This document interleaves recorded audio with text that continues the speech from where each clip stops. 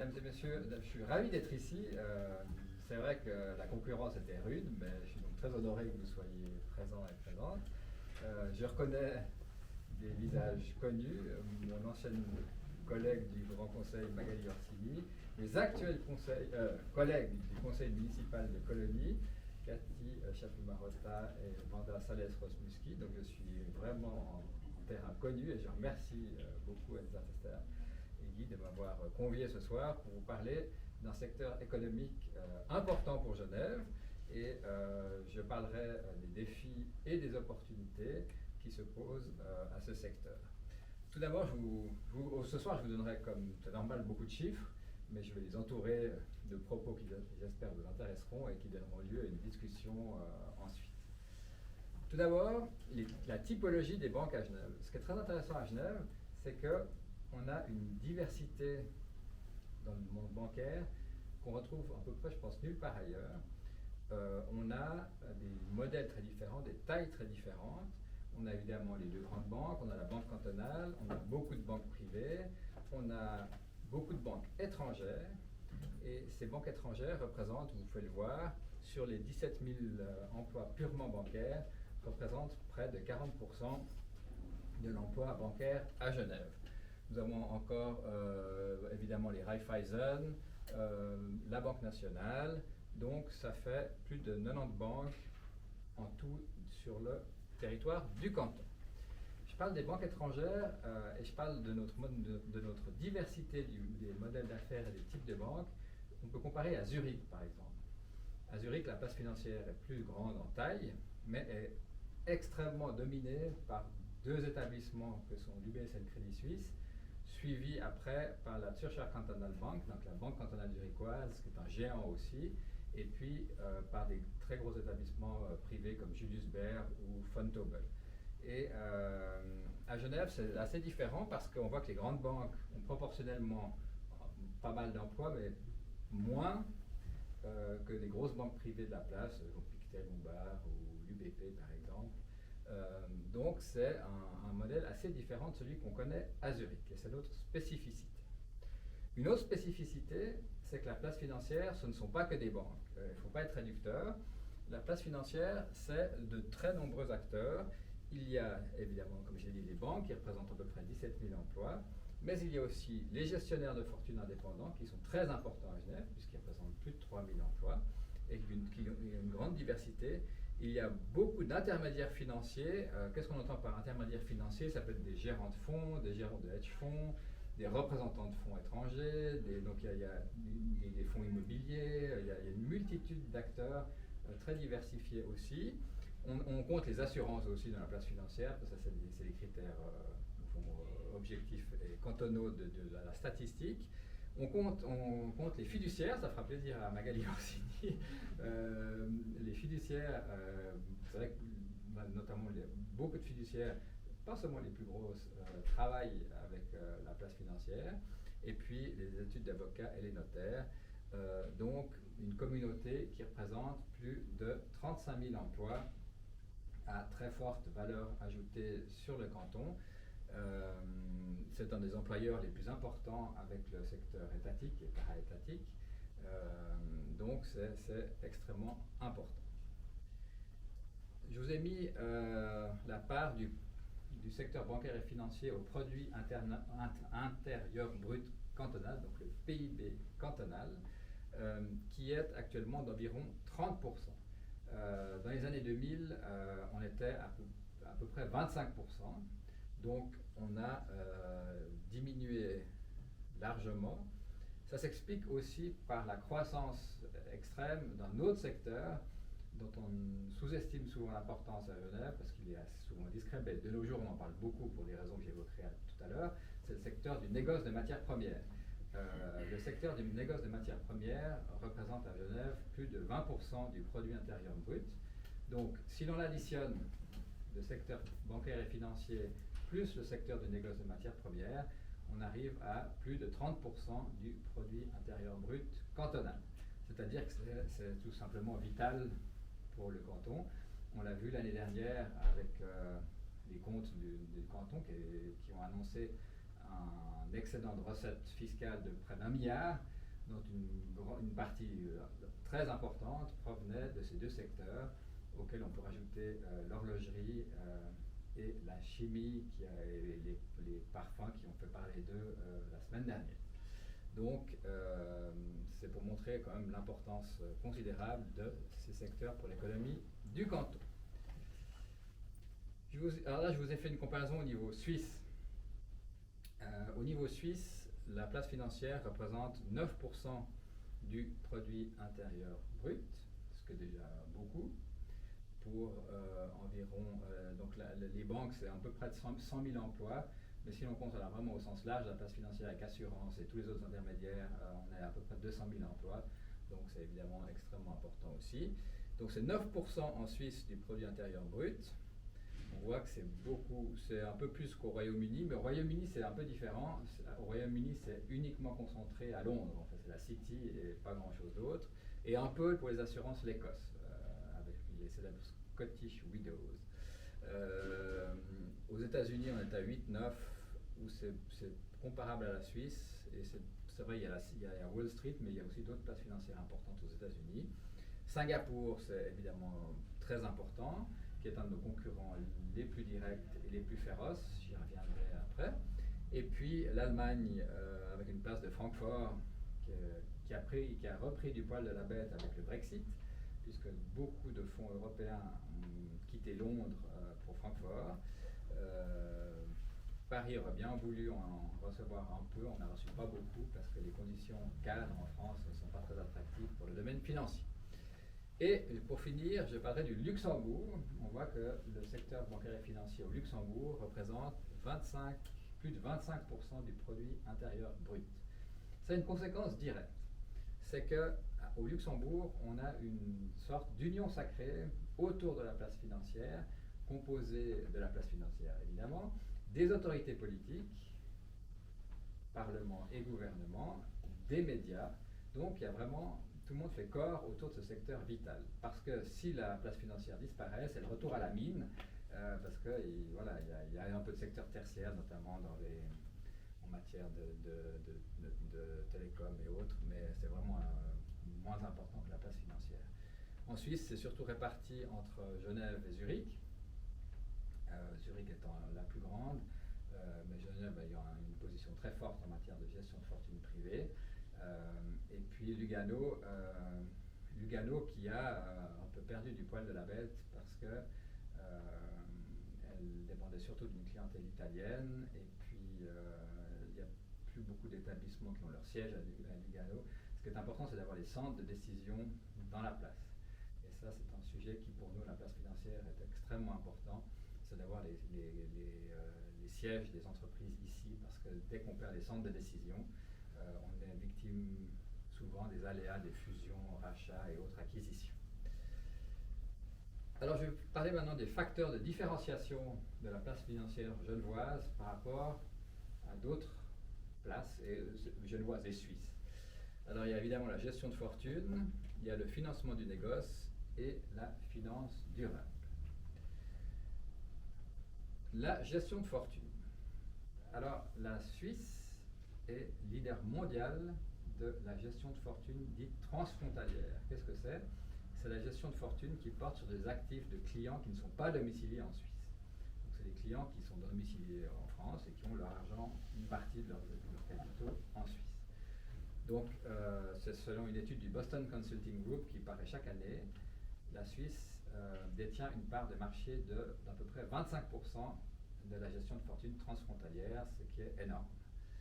Nous sommes talonnés en 2020 par Hong Kong et Singapour, après par les États-Unis, et après, il y a un petit biais dans ce classement, c'est que les 5 et 7 au fond devraient être ajoutés, puisque c'est les Channel Islands and Isle of Man et UK Mainland, donc la City au fond, parce que les îles anglo-normandes et l'île de Man sont enfin une succursale de la City. Voilà. Et puis on voit que donc 6 c'est les Émirats Arabes Unis avec surtout Dubaï. Donc, on voit que le Liechtenstein est numéro 10, mais entre la Suisse et le Liechtenstein, il y a un monde, parce qu'au Liechtenstein, la masse sous gestion est de quelques dizaines de milliards, donc c'est la taille d'une banque privée moyenne, pour tout le Liechtenstein. Donc, on est dans des autres proportions. Mais là, comme j'ai dit, la concurrence est féroce, et il y a une projection pour 2025 où le Boston Consulting Group prévoit que Hong Kong détrônerait la Suisse en tant que numéro 1, et puis Singapour resterait troisième. La question se pose, je sais, ça date de 2021, avec les événements qui se sont passés à Hong Kong, je ne sais pas si cette prévision se réalisera à l'horizon 2025. Mais tout ça pour dire que ce classement est intéressant parce que il démontre que la Suisse a une position de leader, et que cette position de leader crée évidemment des envieux parce que nous sommes un géant financier mais un nain politique, ce qui fait que nous sommes depuis toujours, je ne vais pas faire le Calimero, mais nous sommes depuis toujours victimes d'attaques plus ou moins justifiées, souvent peu justifiées, d'États étrangers. Le plus frappant est peut-être les attaques des États-Unis. Et récemment, j'ai posté sur LinkedIn un article de la NZZ qui montrait qu'en 2020, l'État du Delaware avait créé 250 000 sociétés offshore en une année, et que sur 3 ou 4 ans, on arrivait à plus d'1 million. Donc, je pense qu'on n'a pas de leçon à recevoir à ce niveau-là. Cela étant, pourquoi est-ce qu'on est tellement important? C'est parce qu'on a des masses sous gestion, des actifs sous gestion qui sont considérables, puisqu'on est à plus de 7 800 milliards de francs suisses sous gestion. Et ce qui est intéressant de voir, c'est que la répartition entre Suisse et étrangers est assez équilibrée. Donc, on a une très grosse clientèle suisse. Et puis aussi, et la clientèle suisse, c'est non seulement les privés, mais c'est évidemment les fonds de pension. Les fonds de pension suisses ont évidemment des actifs énormes qui sont principalement gérés par des banques suisses. Et puis, ce qui est intéressant aussi, et on perd souvent ça de vue, c'est que notre place financière ne gère pas que il n'y a pas que des titres Nestlé dans les portefeuilles et des obligations de la Confédération. On a une capacité de gestion multimonnaie qui est unique au monde. Pourquoi je vous dis ça? Parce que pour nous, ça paraît évident. Vous voulez traiter en euros, en dollars, aucun problème. Vous avez des comptes en euros, en dollars. Les banques ont absolument l'habitude, et même dans des monnaies plus exotiques. Vous allez, je prends l'exemple de l'Italie, par exemple. Si vous voulez avoir de la gestion privée en Italie, et puis que vous voulez autre chose qu'un titre Pirelli ou des obligations en euros, ça devient très compliqué et très coûteux. Donc, en Suisse, on a une agilité dans la gestion multimonnaie qui est extraordinaire. Alors, ça comporte quelques risques, évidemment, sur les résultats, puisque les résultats des groupes suisses sont publiés en francs suisses, et que, si vous voulez, il y a un risque de change qui est quand même non négligeable. Et quand on a vu l'euro s'effondrer, notamment, ça a évidemment eu un impact. Mais, pourquoi est-ce qu'on a aussi beaucoup d'argent étranger? C'est pas pour des raisons fiscales, c'est parce que, puisqu'on pratique maintenant l'échange automatique d'informations avec plus de 100 pays au monde, donc c'est plus une raison, c'est qu'au fond, c'est de nouveau de sécuriser le capital, parce que typiquement, le franc suisse étant très fort, pour une clientèle étrangère, c'est une marque de solidité d'avoir son argent en Suisse. Et puis aussi, pour les euros par exemple, si vous êtes italien, vous préférez avoir votre compte en Suisse qui aura pour les euros une banque correspondante française ou allemande, par exemple BNP Paribas ou Deutsche Bank, alors que si vous avez vos euros en Italie et vos titres en euros, ben votre banque dépositaire pourrait être Monte dei Paschi di Siena ou d'autres banques qui ont rencontré des problèmes extrêmement graves. Donc la Suisse aussi est une place très sûre pour avoir des placements en monnaie étrangère. Alors évidemment, il y a aussi une grande variété dans les produits. La Suisse a les banques suisses ont une très grande capacité en matière de création de produits, puisqu'on voit, ce qui est intéressant, c'est que les parts de placement collectif, donc les fonds de placement, augmentent fortement à travers le temps. Et c'est ce qu'on appelle donc les produits, c'est l'asset management, la création de produits, si vous voulez, et on a une très grande compétence dans ce domaine-là. J'y reviendrai un peu plus tard. Pour les obligations, ça reste stable. Il faut actuellement, le monde des obligations est un monde assez sinistré, avec des taux bas et donc on verra, ça risque de changer peut-être un peu maintenant, mais c'était très compliqué. Un autre facteur de différenciation de Genève, c'est pas suisse, mais vraiment genevois, c'est le négoce de matières premières. Un tiers du pétrole se négocie depuis la Suisse et principalement depuis Genève. Alors actuellement, c'est évidemment d'une actualité brûlante. Un tiers du négoce mondial de cacao est opéré depuis la Suisse. 50% du café et du sucre au monde sont négociés depuis la Suisse. Alors là, je parle de ce au niveau lémanique, parce que dans vos esprits viendra évidemment le nom de Nestlé. Le fait d'avoir Nestlé avait évidemment une influence sur l'importance des négociants dans la région lémanique. Ce qui est intéressant, c'est que la Suisse a exporté pour plus de 2,5 milliards de café et seulement pour 600 millions de fromages. Donc on voit que les proportions sont intéressantes. Là aussi, c'est d'une brûlante actualité. 60% des céréales et des métaux minerais sont négociés depuis la Suisse. Alors les céréales, c'est surtout depuis Genève, avec les géants que sont Bunge, Cargill, Louis Dreyfus. Et puis il y a aussi des sociétés ukrainiennes qui sont ici. Et puis les métaux, c'est plutôt depuis Zug ou le Tessin. Le Tessin a aussi une longue histoire, notamment aussi dans le domaine de l'or et du raffinage d'or. La Suisse est le premier négociant au monde d'or. Nous sommes leaders dans les transactions de coton au niveau mondial.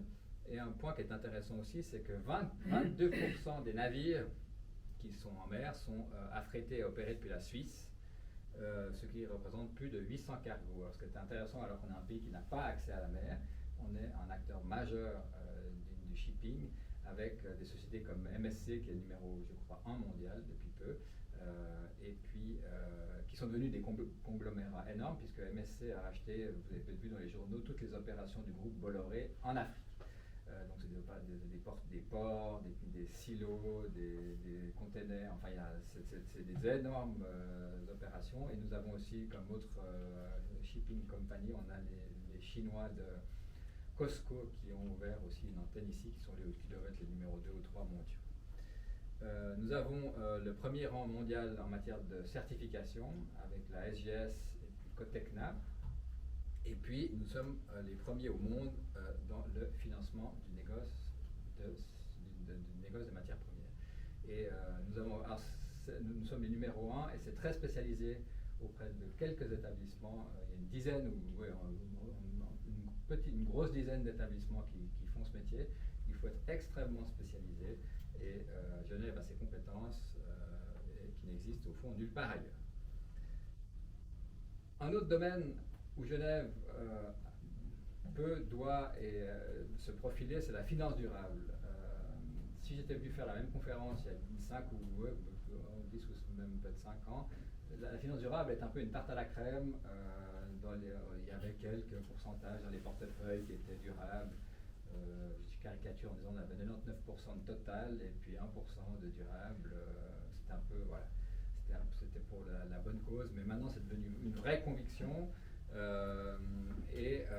Beaucoup d'établissements bancaires ont signé les principes de gestion responsable de l'ONU. Et là, c'est pour ça que je parlais des investisseurs, des caisses de pension notamment, parce que c'est un marché qui pour l'instant est dominé très fortement par les investisseurs institutionnels, donc caisses de pension, assurances, etc., à près de 80%, et donc seulement 20% sont détenus par des acteurs privés. Donc on voit que les caisses de pension vont avoir, dans l'impulsion dans ce domaine, un rôle essentiel. Et je vais parler très brièvement des stratégies d'investissement, parce que aussi là, il y a des idées malheureusement erronées qui sont véhiculées dans les médias, comme parfois. C'est qu'il n'y a pas une stratégie. C'est pas les médias, au fond, et le grand public, souvent, ne conçoit la finance durable qu'en termes d'exclusion. C'est-à-dire, vous ne mettez pas dans le portefeuille les méchants pollueurs aux hydrocarbures, les vendeurs de canons, les cigarettiers, la pornographie et qu'est-ce qu'il y a encore, l'alcool parfois, enfin voilà. Donc, et puis, si vous, voilà, pour eux, il y a pas pour beaucoup de gens, il n'y a pas de salut hors de cette vision un peu linéaire. C'est noir ou blanc. Et ça, c'est au fond complètement dépassé. comment est-ce que je peux illustrer ce propos? Au fond, si l'exclusion, c'est que vous avez un sac d'ordures dans votre jardin qui vous embête, vous le prenez tel quel et vous le mettez chez le voisin. C'est-à-dire que vous n'avez rien réglé parce que ces actifs que vous excluez de votre portefeuille, quelqu'un d'autre va les acheter. Et puis, vous n'avez contribué en aucune manière à une transition vers un modèle plus durable. Comment contribuer à une transition vers un monde plus durable? Eh bien, c'est de faire des sélections. Il faut et que ça se sache, et de l'affirmer, notamment ça peut se faire par des indices, mais les banques ont aussi développé leur système de rating, pour avoir les best in class, c'est-à-dire que vous sélectionnez les entreprises les plus responsables par secteur, mais ça peut être le secteur de l'énergie. Vous n'excluez pas a priori les hydrocarbures, vous regardez quelles entreprises sont en train de changer, de faire le virage et de le financer, parce qu'il y a des grosses entreprises dans les hydrocarbures qui investissent des milliards ou des dizaines ou des centaines de milliards vers le renouvelable pour changer de modèle. Donc on a plutôt intérêt à les soutenir qu'à les exclure. Il y a ce dont on entend beaucoup parler, c'est l'impact investing, donc c'est l'investissement d'impact. C'est que vous investissez, vous financez de manière spécifique des projets sociaux ou environnementaux en mesurant leur impact sur le terrain. Et c'est beaucoup lié à des questions de développement et autres. Alors, c'est ce qui parle le plus aux gens. On se dit, voilà, je finance un projet d'épuration d'eau en Inde, par exemple, et puis on structure des produits là autour et on finance ça. Ça, c'est tout à fait typiquement de l'impact. Mais ça reste encore assez anecdotique en termes de volume. C'est la plus petite part de la finance durable, mais c'est celle qui croît le plus rapidement. Donc, voilà. Et Genève est très bien profilée dans ce domaine. Donc j'ai parlé de l'exclusion, et il y a un domaine qui est l'engagement.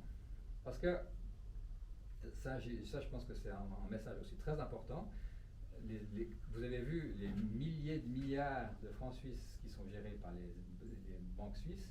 Avec ces milliers de milliards, elles ont potentiellement un pouvoir sur les sociétés dans lesquelles elles investissent pour leurs clients, pour réorienter leur stratégie. Et le but, c'est d'avoir un dialogue constructif mais ferme avec la direction de ces entreprises pour leur faire adopter une ligne plus conforme aux critères ESG. Donc ESG, c'est environnement, social, gouvernance. Parce que de nouveau, dans l'esprit des gens, la finance durable, c'est l'exclusion, pas l'hydrocarbure, et c'est que l'aspect E de ESG. C'est que l'aspect environnemental. Mais n'oublions pas l'aspect social et de gouvernance, qui sont très importants, parce qu'il y a aussi beaucoup de progrès qui doivent être faits dans ce domaine, en matière de toutes ces questions de gender, et égalité, etc. Et c'est un volet important de l'investissement durable. Les statistiques de la finance durable en Suisse, je vais juste prendre un peu d'eau.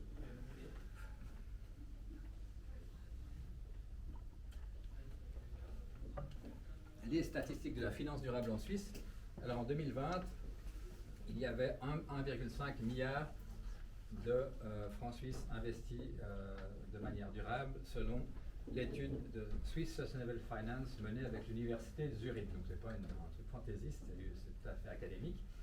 Et alors, c'est sorti aujourd'hui, donc je n'ai pas pu vous donner les derniers chiffres, mais les derniers chiffres qui sont sortis montrent qu'entre 2020 et 2021, la croissance a été encore de 30%, et qu'on dépasse les 1,9 milliard d'actifs gérés de manière durable. Si on met ça en parallèle avec les 7,8 milliards, on voit que on commence à avoir une proportion intéressante et que la place financière est vraiment, Suisse est bien placée en la matière. Et à Genève, on a un écosystème absolument unique, et ça c'est ma slide préférée en matière de finances durables, parce qu'on a évidemment les banques, les asset managers pour les fonds de pension, la Confédération qui est très active dans ce domaine-là, le canton et la ville de Genève qui sont aussi présents dans ce domaine, les organisations internationales, les ONG, le secteur académique, l'Université de Genève a pas mal de programmes dans ce domaine, et des très grosses fondations privées. Tout ce petit monde collabore, et je crois que ça, je ne pense pas qu'il y ait un autre endroit au monde où on pourrait faire un graphique, enfin un schéma tel que celui-ci, un cercle vertueux. Et tout ce monde, il est aussi réuni autour d'une initiative qui est née à Genève, qui s'appelle Building Bridges, qui est née en 2019, parce qu'on s'est rendu compte qu'à Genève, on avait deux communautés qui ne se parlaient pas, et même qui se regardaient en chien de faïence. On avait les organisations internationales qui étaient les gentils sur la rive droite, et la place financière qui étaient les méchants sur la rive gauche. Et il y avait un manque de dialogue énorme entre ces deux mondes, et pourtant très proches, géographiquement. Et donc, vous savez peut-être que Genève est le lieu de naissance des 17 objectifs de développement durable de l'ONU, qui sont des principes assez généraux, mais qui sont très utiles pour avoir des lignes de conduite en matière de durabilité. Et on s'est retrouvé, la place financière et les organisations onusiennes, autour de ces 17 objectifs de développement durable en 2019, et on a créé ce sommet Building Bridges qui a réuni plus de 1000 personnes en 2019. Il n'a pas eu lieu en 2020 à cause du Covid, il a eu lieu en 2021, il a de nouveau lieu en 2022. On a toujours un conseiller fédéral qui vient, on a la directrice à Genève de l'ONU, on a des personnalités extrêmement proéminentes, enfin de premier plan qui viennent, et on a une semaine de workshop où on parle de thématiques de finances durables, et Genève, cette marque Building Bridges représente vraiment une nouvelle initiative pour Genève très importante. Mais tout ça n'est pas forcément tout rose, il y a aussi quelques facteurs de risque. Dans les trois domaines, je vais les aborder brièvement. Les facteurs de risque dans la gestion de fortune, c'est les relations avec l'Union européenne. Parce que comme je vous ai dit, nous sommes une place financière par essence internationale, donc pour nous l'accès au marché est extrêmement important. C'est-à-dire l'accès au marché, c'est d'aller pouvoir faire des prestations, voir les clients et leur fournir des services depuis la Suisse.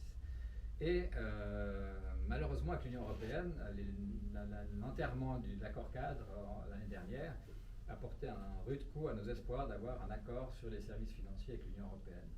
C'est très problématique et ça pose la question des banques suisses ou des banques en Suisse, parce que les banques suisses peuvent faire leurs affaires où elles veulent à travers le monde, mais moi je me bats pour les banques en Suisse, c'est-à-dire qu'elles créent les emplois et la valeur ajoutée ici dans notre pays. Et moi ce que je constate malheureusement, c'est que faute d'accès au marché européen, qui est le plus gros marché pour la Suisse, on estime un peu plus de 1000 milliards des actifs européens gérés depuis Genève à peu près, donc c'est énorme. Et ben voilà, je vois que les banques suisses engagent massivement et développent massivement leurs opérations à Luxembourg, à Francfort et ailleurs, ce qui est un peu dommage. Donc on espère un accord sectoriel. Et les suites du Brexit, certains disaient le Brexit montre la voie à la Suisse. Eh bien, il n'y a pas ou peu d'activités qui ont été transférées de Londres en Suisse, puisqu'il y a aucun intérêt. C'était de Londres à Luxembourg, Dublin, Francfort, un petit peu Paris, et Amsterdam, pas mal, mais pas vers la Suisse. Et puis, il y a des négociations avec Londres pour un accord bilatéral renforcé avec le UK sur les services financiers, ce qui serait évidemment une bonne chose. Comme je l'ai dit, alors, la lutte sur le blanchiment d'argent est évidemment un problème important, c'est-à-dire que c'est un domaine où la Suisse s'engage beaucoup. Et là aussi, il y a des vieux mythes, on parle encore de comptes anonymes et de choses du genre, ce qui n'a plus aucun sens. Ce qui est frappant, c'est qu'on est très bien doté par le GAFI, qui est l'organe responsable de la lutte anti-blanchiment au niveau international. On est mieux noté que les États-Unis, notamment en matière d'identification du client. On va beaucoup plus loin que beaucoup d'autres pays, mais comme je vous dis, les vieux mythes, on l'a dans dur. Et puis aussi l'échange automatique d'informations. Là aussi, c'était un saut important pour la Suisse, elle a passé le cap de manière tout à fait assez remarquable, je veux dire. Et puis c'est devenu presque un atout maintenant, c'est que la Suisse est un des seuls pays au monde à gérer très bien le transfert d'informations avec plus de 100 pays. Et c'est devenu très important pour les gros patrimoines internationaux d'avoir un point en Suisse où on peut faire l'échange avec tous les pays dans lesquels ces gens ont des intérêts. Et puis, alors les risques pour le financement du négoce de matières premières, c'est de conserver à Genève cet écosystème aussi unique dans ce domaine, c'est de garder les négociants, les financeurs, les ship owners et les sociétés de shipping, et puis la surveillance. Donc c'est de garder toutes ces compétences ici. Et puis évidemment, un des risques, la situation géopolitique actuelle.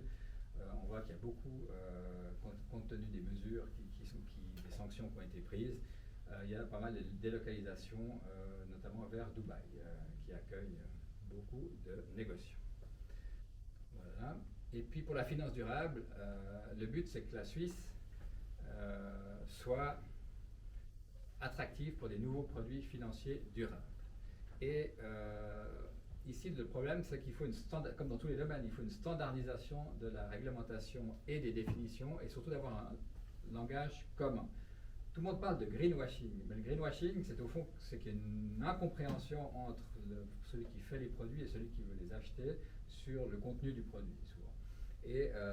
Mais simplement que pour l'instant, en Suisse, au fond, à peu près chaque établissement peut avoir ses propres définitions, et nous, on plaide pour qu'il y ait un langage commun. Dans l'Union européenne, le pas a été franchi. Alors, dans l'Union européenne, tout est très compliqué. Cette législation sur la finance durable font des centaines, voire des milliers de pages, donc c'est toujours très complexe.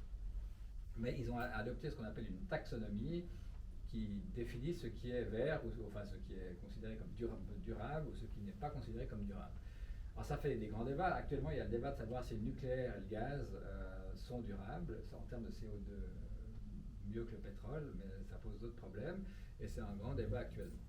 Et puis, de nouveau, la Suisse, dans ce domaine-là, comme c'est une place internationale, doit avoir des règles qui sont compatibles avec ce qui se fait aussi à l'étranger, parce que si on réinvente la roue, on devra appliquer les critères suisses, plus les critères étrangers pour la clientèle étrangère, ce qui est très compliqué. Et en plus, on a une tendance sur ce qu'on appelle le Swiss Finish, c'est que non seulement on adopte nos règles ou des standards internationaux, mais on rajoute encore une couche, ce qui donne un désavantage compétitif. Et actuellement, les associations professionnelles que sont l'Association suisse des banquiers et l'Asset Management Association Switzerland travaillent à une autoréglementation. Ça aussi, c'est une spécificité suisse qui n'est pas toujours comprise à l'étranger, c'est que c'est la branche qui s'autorégule. Ça ne se fait pas comme ça, voilà, au bon vouloir de la branche. C'est sous la supervision de la FINMA qui valide après l'autoréglementation, mais au moins, c'est les gens du terrain, les professionnels qui édictent les règles, qui sont mieux comprises, plus facilement applicables et qui ont du sens. Et puis, voilà, on peut faire tout le cadre réglementaire, légal, avoir toutes les compétences qu'on veut en Suisse, les meilleurs spécialistes du monde chez nous. Si le cadre fiscal n'est pas attractif, eh bien, les produits ne seront pas faits en Suisse. Et un des grands handicaps de la Suisse en matière de création de produits, c'est l'impôt anticipé à 35%, qui n'a plus aucun sens maintenant qu'on fait de l'échange automatique d'informations. C'est un impôt de garantie, notamment pour la clientèle étrangère. C'est le plus élevé du monde avec 35%. On nous dit on peut le récupérer. Il y a beaucoup de gros investisseurs, surtout étrangers, qui ne veulent pas investir en Suisse parce que c'est pour finir compliqué de récupérer cet impôt. Surtout que vous pouvez faire les mêmes transactions à l'étranger, donc ça ne vaut pas la peine. Donc c'est un obstacle majeur pour le développement des produits financiers durables en Suisse. Pourquoi les produits financiers durables? Parce qu'il y a un secteur qui se développe très fortement dans la finance durable, c'est ce qu'on appelle les green bonds, les obligations vertes. C'est des obligations qui permettent de financer à grande échelle des infrastructures durables, ça peut être des énergies renouvelables, ça peut être des panneaux solaires, des champs de panneaux solaires ou d'éoliennes, ou toutes sortes de projets comme ça. Ça peut être des gros projets de rénovation immobilière énergétiquement efficiente, ça peut être des projets de développement qui peuvent se faire par l'émission d'obligations vertes. Eh bien, à cause de l'impôt anticipé, ces obligations vertes ne sont pas émises en Suisse parce que les gens ne veulent pas après payer 35% d'impôt anticipé sur les intérêts de ces obligations.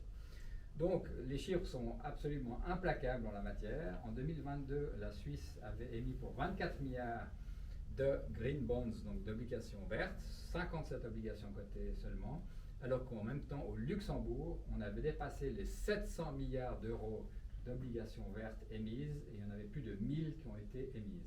Donc là, on souffre d'un désavantage compétitif, et je peux vous donner une anecdote qui m'avait quand même frappé. Je faisais une conférence dans le cadre de la confédération où il y avait les responsables du développement au niveau suisse.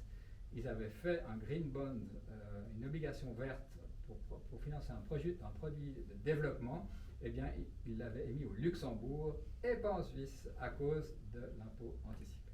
Donc, on voit que c'est une réalité. Et donc, on a des atouts absolument extraordinaires que j'espère que je vous ai brossé un peu rapidement. Mais si les conditions cadres ne suivent pas, eh bien, la concurrence étant ce qu'elle est, on va perdre des parts de marché, des compétences, des emplois et des recettes fiscales, ce qui serait dommage parce qu'on a tout pour réussir. Je vous remercie de votre attention. Je réponds volontiers à vos questions. Merci beaucoup, Édouard Coindet. Les questions. Vous dites qui vous êtes, s'il vous plaît, puis vous posez votre question. Oui, Stéphane Spurio. Donc je travaille pas mal d'années dans la banque privée. Et il y a deux sujets. Vous n'avez pas parlé le positionnement. Là, on a aussi, parce qu'on parlait de Luxembourg, place pour les fonds de placement, asset management. Mais lorsqu'il y a eu le Brexit, par exemple, on a loupé le coche, entre guillemets, place financière sur les hedge funds, par exemple. Et là, la partie digitalisation, vous n'en avez pas parlé comme opportunité de se positionner dans ce nouveau monde, réglementation sur tout ce qui est tokenisation et autres, crypto, NFT. Et j'aurais bien voulu avoir votre avis là-dessus. Comment, et puis sur un petit commentaire, oui, on n'est pas bien défendu, mais si je regarde par exemple Nestlé ou les pharma, ils ont 150 lobbyistes à Bruxelles. Je ne sais pas combien on a sur la place financière pour défendre la place financière suisse. Quelques. Voilà. Mais, merci pour cette question. Alors, les hedge funds, on a à nouveau un problème fiscal. C'est le gain en capital qui est massacré par l'impôt en Suisse. Donc, dès que les entreprises, les startups commencent à croître, elles partent. Et donc, les fonds, les hedge funds qui les détiennent vont ailleurs aussi. Donc, de nouveau, là, on a un clair désavantage compétitif. À l'époque, David Hiller, l'excellent conseiller d'État vert, chef des finances, avait essayé de les attirer, mais ça n'avait pas forcé. Ça a un peu marché. Et puis pour la digitalisation, vraiment, vous savez que c'est un enjeu, un défi absolument majeur. En Suisse romande, on n'est pas trop mal placé parce qu'on a pas mal des fintechs, des sociétés technologiques qui développent des applications qui après sont intégrées dans des systèmes de gestion à tous les niveaux. D'ailleurs, ça peut être tant dans le back-office que dans le front-office ou le middle-office. Donc ça, on a quelques pépites en Suisse romande. Et surtout, on a le développement typiquement de banques purement digitales qui sont leaders. Je peux citer les noms, c'est par exemple Swissquote à Gland qui va faire une tour, puisque la population a accepté la création de la tour.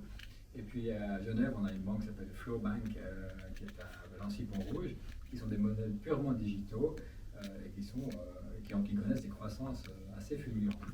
Et puis on a d'autres modèles, alors ça c'est le modèle pour les crypto-monnaies, parce que banque digitale ne veut pas forcément dire crypto-monnaie. Donc les banques digitales peuvent faire des monnaies classiques, elles le font. Et la crypto-monnaie, on pense tout de suite au Bitcoin. Alors, les banques suisses, surtout les banques privées, ont une aversion au risque viscérale. Donc elles sont très très réticentes face au Bitcoin. Pas face, parce que le Bitcoin c'est un peu l'arbre qui cache la forêt, parce que ce qui est intéressant c'est la technologie qui est derrière, donc la blockchain. Et le Bitcoin est au fond, c'est un produit spéculatif, parce qu'il n'y a pas d'actif derrière. Et ça ne vaut que ce que les gens veulent bien payer. Et on a vu que c'est d'une volatilité folle. Alors les gens, pourquoi pas travailler en Bitcoin, mais simplement qu'il faut être conscient que c'est un objet spéculatif et que tant la Banque nationale que la FINMA ont mis en garde contre les risques liés au Bitcoin. Mais c'est vrai que ce n'est pas les seuls crypto-actifs. Et là où il y a toute une industrie qui se développe sur la tokenisation, où là on a vraiment des actifs, je ne suis pas un grand spécialiste, mais il y a des actifs derrière qui peuvent être, on peut tokeniser des paniers d'actions, d'obligations, on peut mettre des œuvres d'art, des caves à vin, enfin, du vin, enfin tout ce qu'on veut, et ça permet d'après de distribuer au fond en petites tranches ces tokens auprès des investisseurs. Et c'est une idée tout à fait qui va perdurer au fond. Il y a moins ce côté spéculatif du Bitcoin. Alors, actuellement, disons que le leadership est plutôt vers Zug. Zug a vraiment une longueur d'avance en matière de crypto en Suisse, mais Genève n'est pas du tout larguée, au fond, bien au contraire.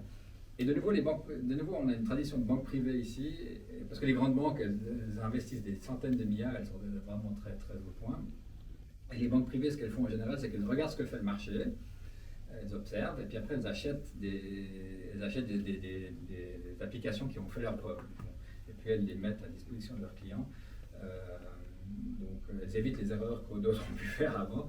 Et surtout, alors là, il y a eu une petite disruption, pas technologique, mais pandémique, à savoir que la pandémie de coronavirus a provoqué une poussée d'accélération énorme dans la digitalisation du secteur bancaire, avec le télétravail, avec les clients, comme on a une grosse clientèle étrangère, ils ne peuvent plus venir, on ne peut plus leur rendre visite. Donc il y a eu un développement d'applications digitales énorme en très très peu de temps. Donc ça montre qu'on a une capacité d'adaptation assez forte. Merci beaucoup.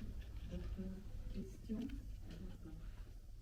On a raté la suppression du droit de timbre. Il me semble que pour les points anticipés, il y aura bientôt des votations pour la suppression. Oui, on vote le 25 septembre. 25 C'est pour ça que j'ai parlé de ça, évidemment. Alors, justement, je suis politicien. Donc, je me dis que ce sont des sujets très techniques. Donc, comment est-ce qu'il ne faudrait pas mieux vulgariser et puis montrer aux gens justement leur intérêt de voter pour la suppression en fait de l'impôt anticipé. Oui, le message est assez, c'est exactement, c'est un domaine qui est très technique, Mm. mais le message est assez simple. Cessons d'exporter nos talents et nos capitaux. C'est ça, parce qu'au fond, c'est ce qu'on a fait. Ça se fait au Luxembourg et pas en Suisse. Rapatrions en Suisse toute cette activité. Ça n'a pas marché pour le droit de terme. Oui, mais c'était moins. Disons que l'effet exportateur était moins fort que pour l'impôt Que anticipé. pour l'impôt anticipé. Ouais, clairement. Et madame, au fond. Pardon, ça fait. Non, ma question c'était Vous plus. pouvez toujours vous êtes. Merci. En fait, ma question c'était sur le domaine de justement tout ce qui est secteur bancaire et finance et savoir le rôle de l'intelligence artificielle, surtout dans le domaine de l'apprentissage des machines, le traitement et le recueil de données. Oui, alors ça rejoint un peu la question de monsieur sur la digitalisation et de tout ce qui est ces questions-là. C'est que l'intelligence artificielle rentre aussi exactement dans le domaine que vous avez mentionné. C'est notamment parce que c'est une obligation pour les banques d'avoir des profils clients. Vous devez le faire, c'est la législation qui le demande. Et on pense que l'intelligence artificielle permettra justement de contribuer à avoir un profil adéquat, ou plutôt le plus exact possible, proche de la réalité du client, en intégrant, parce qu'on dit toujours que les marchés sont logiques, mais en intégrant des éléments qui peuvent être d'ordre psychologique, personnel et autres. Donc il y a beaucoup de critères qui pourront rentrer là-dedans. Et donc je pense que ça c'est en train d'arriver forcément. Et les banques, par la force des choses, sont détentrices d'une quantité de données gigantesque. Et donc, heureusement, elles ne peuvent pas les partager. Donc, l'intelligence artificielle devrait pouvoir leur permettre de les compiler, de les analyser de manière intelligente. Mais du coup, ma question c'était est-ce que ces données sont anonymes ou on est que de simples statistiques ou justement on sait qui exactement? Est-ce que ces données sont fiables à 100%? Bah, 100% jamais, mais l'avantage qu'on a, c'est qu'on connaît vraiment les clients, on sait qui est le titulaire du compte, donc on connaît les données. Mais après, c'est forcément agrégé quand vous parlez d'une clientèle entière, c'est des milliers, voire des dizaines de milliers de clients, donc ça ne peut pas être nominatif. Mais simplement qu'après, vous avez des profils qui peuvent se faire. Parce que le but, c'est pas que les informations sur le personnel circulent, comme j'ai dit, ça doit rester dans la banque, contrôlé par la banque, de manière sécurisée, la plus sécurisée possible, et puis permettre justement d'offrir le service le plus adéquat possible sur cette base-là.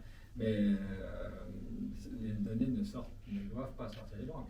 Et ça pose une autre question, c'est celle de la cybersécurité, qui est un j'en ai pas parlé, c'est que c'est le risque qui fait le plus peur, c'est pour ça qu'on n'en parle pas.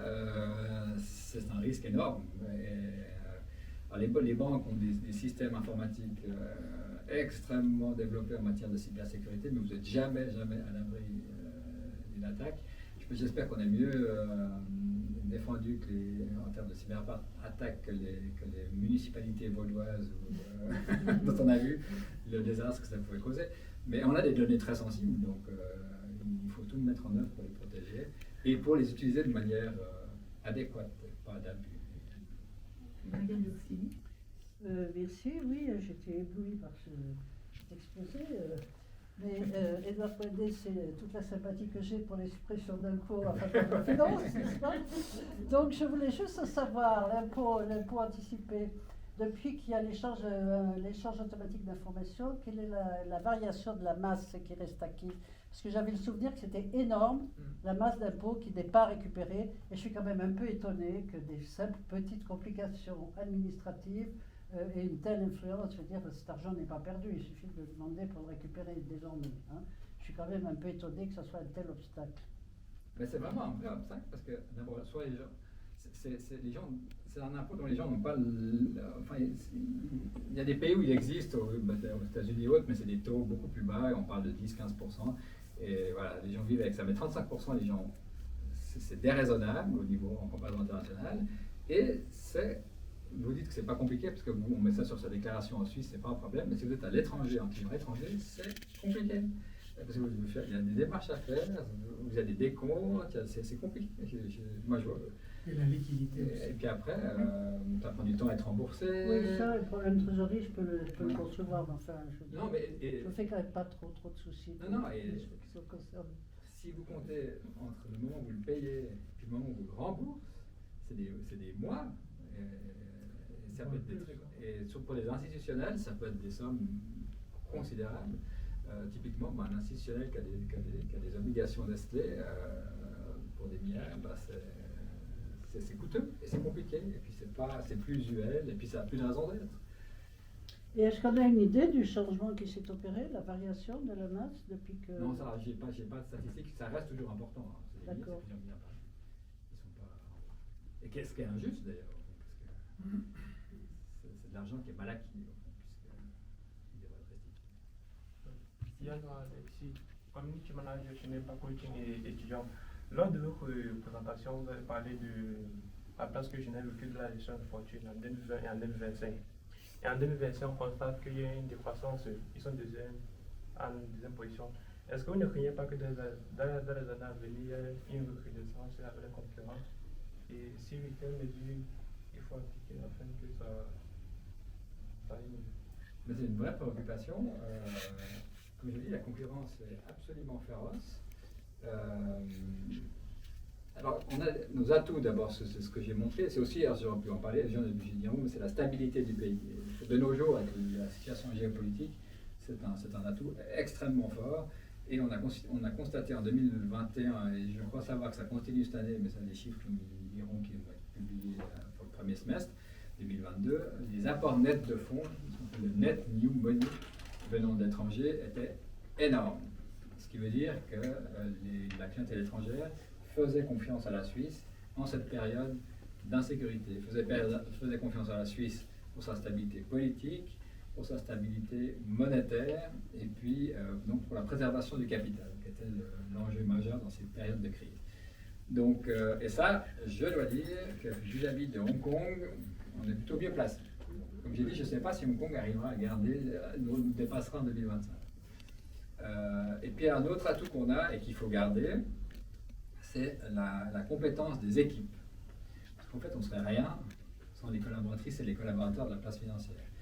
Et on a la chance ici d'avoir des gens bien formés, multilingues, souvent des expériences à l'étranger, une richesse culturelle, multiculturelle. On sait parler aux clients de tous horizons, qui sont bien accueillis à Genève, avec un service hôtelier de qualité comme on le voit aujourd'hui.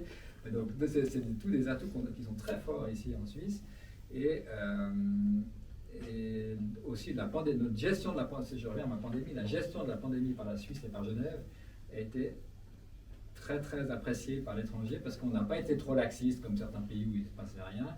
Mais je peux vous dire qu'à Singapour, ça a été l'enfer absolu, notamment pour les expats. Je parle des expatriés, ils ont pas pu. S'ils sortaient, après ils avaient 3 semaines de quarantaine, chez vous, je crois, 2 ou 3 semaines de quarantaine à l'hôtel que vous ne pouviez pas choisir. Donc, moi j'ai des amis qui sont expatriés à Singapour et qui ne sont pas rentrés en Suisse pendant 2 ans. Et après avoir vécu ça, ils ont demandé à être rapatriés définitivement en Suisse.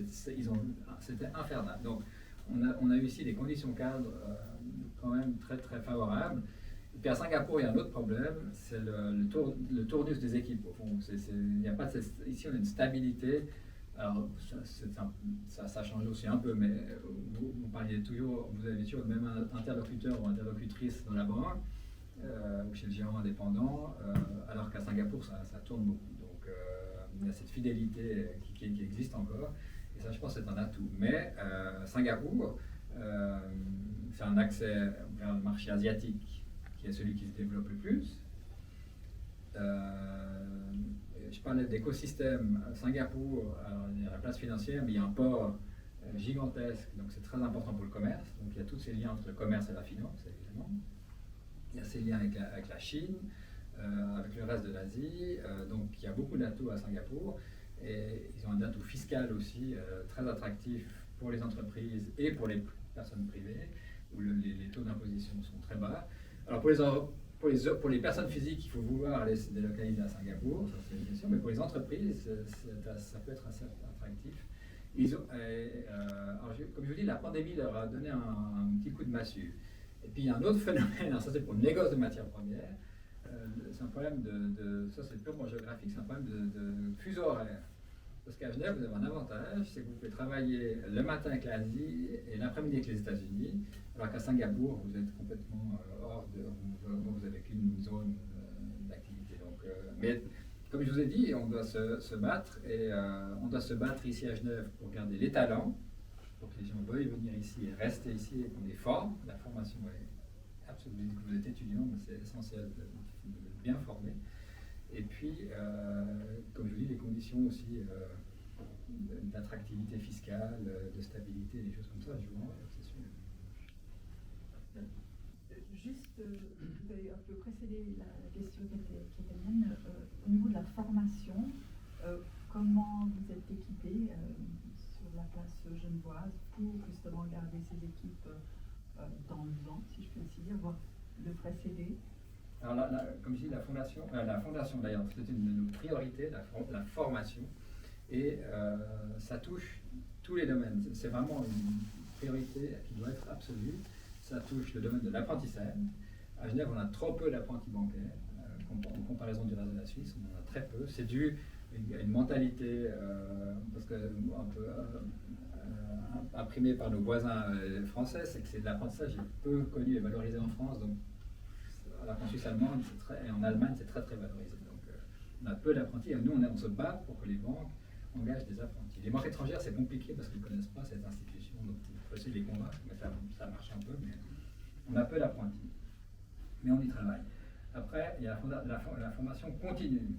Et moi, je suis au conseil de l'Institut supérieur de formation bancaire à Genève, qui est franchement une magnifique institution, qui est à la Praille, et qui fait de la formation continue pour les employés de banque, parce que maintenant il y a des exigences de certification en cours de carrière qui ont été introduites, qui s'appelle la certification SAQ, et qui est très exigeante, et qui a poussé ses collaborateurs à se former. C'était pris comme une charge, une pesante, mais au fond, c'était un coup de fouet très très bienvenu pour le niveau de compétence des équipes. Et puis après, il y a la formation académique. C'est vrai que la place financière est un grand employeur de personnes qui sortent de l'université suisse ou étrangère. Et il y a beaucoup de collaboration avec l'université, notamment en finance durable. Il y a un institut, le Geneva Finance Research Institute, qui sont extrêmement bons en recherche financière fondamentale. Donc, il y a beaucoup de collaboration. Et avec de plus en plus, on parlait toujours de la technologie avec l'EPFL, il y a aussi beaucoup de collaboration avec l'EPFL. Il y a beaucoup de fintech à l'EPFL. Donc, nos universités sont très bien notées au niveau international. Et il y a un nouvel acteur, c'est plus si nouveau, c'est les HES, les hautes écoles, Et la HEG, donc la Haute École de Gestion à Batel, a un niveau excellent. Et moi, je peux vous dire, dans de toutes petites fondations, on engage tout le temps un étudiant pour faire des travaux comme ça. Et maintenant, c'est des gens qui viennent de la HEG en général. Ils ont un esprit, à la fois un esprit académique et un esprit pratique, et c'est très très apprécié. Donc, franchement, on a un bon niveau de formation. Il faut le maintenir. Après, donc on n'a plus besoin spécialement d'aller chercher ailleurs des spécialistes bancaires. Alors, souvent, on prend des gens, ce qui est intéressant, c'est une bonne question. Alors, les gens débutent leur carrière, ils sortent des universités ici, ils peuvent débuter leur carrière dans une banque, mais compte tenu de l'orientation vraiment internationale à la place, il y a toujours un moment où il faut partir. Et on fait venir des gens de l'extérieur. Il y a un brassage très important. Et les banques étrangères, ils contribuent massivement, puisque je prends des groupes, JP Morgan par exemple, ils sont pas loin de 1000 personnes à Genève. Mais il y a un tournus continu de gens qui viennent, qui partent du monde entier. Et c'est un apport, ça enrichit très fortement la place. Et en plus, les Suisses qui travaillent là-bas ont l'opportunité d'aller à l'étranger. Donc, c'est pas un sens unique. Hein. Et puis, bon, on a un certain nombre de banques françaises aussi qui sont présentes ici. Il y a qui ont un personnel de nationalité française assez important. Et c'est intéressant parce que ces Français, on les rencontre. Quand ils viennent ici de Paris, c'est un peu l'exil intérieur, donc c'est pas ça très drôle. Mais quand ils viennent avec famille et enfants, ils veulent surtout plus partir parce qu'ils ont une qualité de vie excellente, un travail intéressant.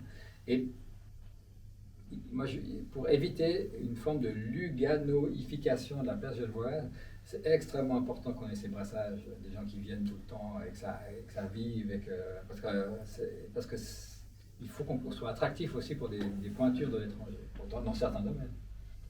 Merci beaucoup. Je voulais savoir si le fait d'avoir suivi avec aveuglément les sanctions pendant la guerre, est-ce qu'il y avait eu un impact globalement positif ou négatif? Parce que là, tu parles justement des entreprises dans le négoce qui quittent Genève pour Dubaï.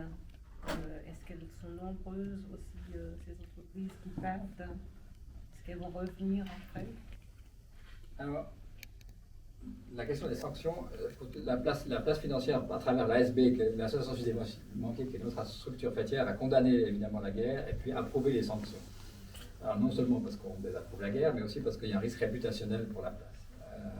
Donc certains disaient la neutralité, über alles, hein, c'est bien joli en théorie, mais quand vous avez les voisins européens qui viennent taper à votre porte et les Américains qui viennent vous dire please proceed accordingly,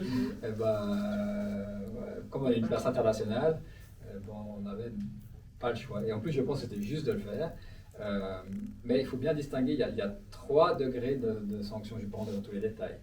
Le premier degré, c'est une liste de 1000 personnalités russes et bélarusses dont les avoirs sont bloqués. Ça, bloqué, c'est en général les oligarques. Mais à certaines conditions. Puis après, il y a une deuxième liste, c'est ceux qui ne sont pas sur la liste de blocage, c'est ceux qui ne peuvent pas avoir plus de 100 000 francs de dépôt. Enfin, ils ne peuvent pas dépasser les 100 000 francs de dépôt. Et puis, il y a toutes sortes de restrictions sur les achats de titres, les négoces, enfin, toutes sortes de voilà. Et ça, c'est tous les citoyens russes ou bélarusses, sauf ceux qui sont domiciliés en Suisse, ceux qui sont doubles nationaux. Donc, il y a beaucoup d'exceptions. Voilà. Puis, il y a le troisième champ, c'est les Russes, qui sont sous aucune sanction. Parce qu'ils sont, par exemple, parce qu'ils sont binationaux et puis qu'ils habitent en Suisse, ils ont un permis valable, etc. Et ça, là, on rentre dans le domaine de la liberté contractuelle. Donc, chaque banque va regarder selon son modèle d'affaires et son appétence au risque. C'est un pur problème de gestion des risques, de se dire est-ce que je prends trop de risques à avoir madame ou monsieur Tartampion off ou ova qui a un passeport russe. Et donc, parce que les risques de compliance sont énormes, et si cette personne a un compte courant chez moi, voilà, c'est trop risqué. Donc, c'est pour ça que les journaux ont fait des grands titres en disant que c'est la fausse banque suisse, ont chassé des clients russes. mais c'est de la gestion des risques. Parce qu'après, s'il apparaît que la personne était en lien avec tel et tel oligarque, vous avez un risque réputationnel très très fort. Donc, voilà, le fait est que c'est vrai qu'il y a des paiements, il y a des sociétés qui avaient des liens avec la Russie, qui ont vu leur compte bloqué, etc. On peut le regretter, mais il faut aussi comprendre le point de vue de la banque. Parce que la banque, c'est lose-lose, comme on dit. C'est que si on bloque trop, on se fait engueuler. Si on bloque pas assez, on se fait engueuler aussi. On dit, ah, c'est scandaleux, les banques n'ont bloqué que 6,5 milliards, grosso modo. Et puis, il y a à nouveau un article dans le Temps d'une page ce matin, qui était d'ailleurs pas très bien détaillé. Il faut comparer ce qui est comparable. Moi, j'ai lu beaucoup les journaux, et notamment la NZZ, qui est un très bon journal sur ce dossier-là, et qui a montré que, par exemple, aux États-Unis, ils avaient bloqué à peu près 1 milliard d'immobilier, de dollars d'immobilier, de yachts et de choses comme ça, et seulement quelques centaines de millions d'avoirs bancaires. En France, au 18 mai, ils avaient bloqué à peu près 1,1 milliard d'euros, mais c'était seulement l'immobilier à peu près. Et puis en Europe, c'était aussi au mois de mai, c'était à peu près 30 milliards en tout, alors qu'il y a quand même 450 millions ou 500 millions d'habitants, alors qu'en Suisse on est 8 millions, et puis on a une certaine clientèle. La clientèle russe est une clientèle importante, mais comme je vous dis, tous les Russes qui sont... Et ça, on a repris texto des sanctions européennes. Donc on n'a rien inventé, on a repris textuellement des sanctions européennes. Et qui ne touchent pas tous les Russes qui ont un passeport suisse ou de l'EEE, parce que beaucoup de monde, ou qui ont un permis de séjour valable en Suisse ou dans les... Donc, la plupart des Russes qui sont ici sont là depuis très longtemps et ils sont avec un permis tout à fait valable, donc en principe, ils ne rentrent pas dans les sanctions. Donc, il y a un peu une espèce de fantasme sur le fait qu'on aurait dû bloquer des centaines de milliards, mais ça n'a au fond aucun sens juridique. Mais c'est un domaine. Et pour les traders, les négociants, comme au fond, il n'y avait pas d'embargo sur le pétrole ou le gaz russe, il n'y a toujours pas d'ailleurs. Mais il n'y a plus une banque suisse qui veut financer ces transactions. Et en plus, surtout, il n'y a plus un bateau, un pétrolier, où, le gaz c'est un peu différent, il y a des gazoducs, mais pour le pétrole, il y a quand même beaucoup qui se fait par bateau. Idem pour les céréales, il n'y a plus un bateau qui part des ports russes ou ukrainiens, et il y en a un ou deux qui se sont fait couler. Donc il n'y a de nouveau pas une banque qui va le faire depuis ici, donc ils essaient d'aller le faire à Dubaï. Et il y a aussi beaucoup de capitaux russes qui vont à Dubaï. Je pense que ça va quand même finir par poser un petit problème. Mais moi je pense, de nouveau, le risque réputationnel pour le pays était très fort, et il y a aussi une forme de solidarité. Je veux dire, comme j'ai dit, on ne peut pas... L'économie c'est bien, mais les droits, voilà. Le droit est aussi important. Plus important. Eh bien, merci. As-tu encore posé une question? La dernière. Merci, Ousmane. Je voulais juste avoir votre avis sur les meilleures banques non-banques suisses. Alors il y a oui, qui font surtout notamment des bitcoins et des choses. Non, pas nécessairement. Mais c'est des non, ouais. mais non bancaires. Ouais. Donc, Mais moi je trouve ça très bien parce que c'est dans ces banques, c'est dans ces associations, c'est pas des banques, c'est dans ces structures, c'est des fintech au sens large, qui ont une licence light, donc c'est la FINMA qui est l'autorité de surveillance, qui délivre à ces structures fintech qui développent des technologies innovantes et disruptives en matière de finance, eh bien, elles ont une licence light, donc elles peuvent, notamment en termes de fonds propres, des choses comme ça, c'est beaucoup moins strict. Mais en revanche, leur champ d'action est très limité. Et si, ce qu'on peut espérer, elles développent leurs produits, leurs applications, leurs systèmes, et qu'elles deviennent soit des banques, soit des pures sociétés technologiques, eh ben là, elles auront d'autres réglementations, mais c'est dans des phases vraiment de start-up plus. C'est plus que des start-up, parce que souvent elles ont déjà un produit, mais il faut le développer, le modéliser, le généraliser. Mais si on arrive, et ça, notamment à travers les systèmes d'information des PFL et des choses comme ça, à développer ce genre de structure, c'est que bénéfice pour l'arc lémanique. Et quels sont les efforts qui sont faits pour les soutenir? De nouveau, on arrive à un problème toujours le même, c'est que c'est comme un peu les startups, donc une question de capital risque. Et la Suisse est très mauvaise pour le capital risque, pour des raisons fiscales. Parce que dès que vous faites des gains en capitaux, vous êtes prudent. Donc les gens ne veulent pas investir dans ces boîtes. Donc, en Suisse, il y a relativement peu de ces licornes à plus d'un milliard, parce que les gens vont les faire ailleurs. Dès que ça commence à croître, les gens prennent peur, et c'est déjà qu'à dire, pour réaliser leurs gains en capital dans des pays qui sont plus favorables, comme les États-Unis.